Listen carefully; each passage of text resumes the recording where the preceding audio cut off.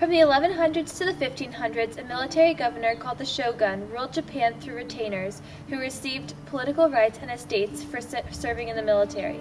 The ultimate ruler was in theory the emperor, but he was merely a symbol of authority, while the shogun was the real source of power, though only meant as a temporary stand-in.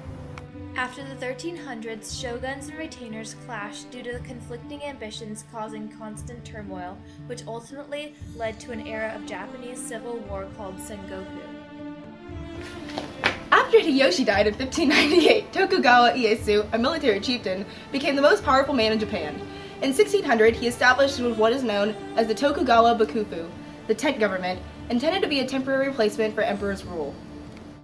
The Bakufu was ruled by shoguns descended from Ieyasu himself. They aimed to stabilize Japan and make sure no civil wars erupted again. In order to bring the country under tight control, Ieyasu instituted the policy of alternate attendance.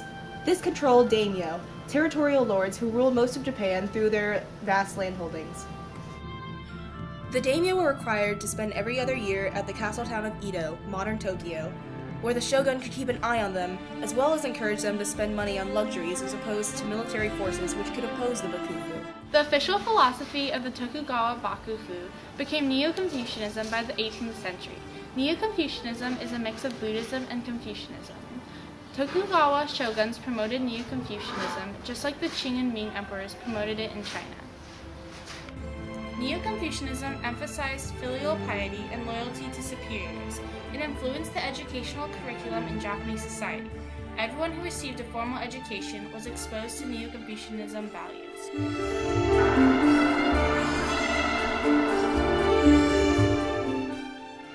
During Tokugawa Japan, not only did the politics undergo a reformation, but the culture did as well.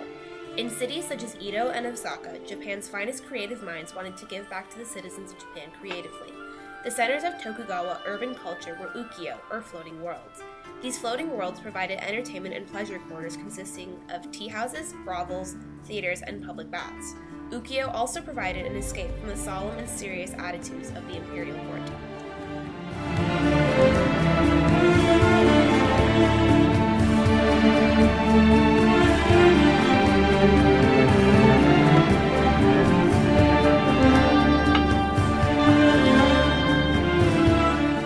The newest and most popular forms of entertainment were prose fiction, novels, short stories, and novellas, and new forms of theater.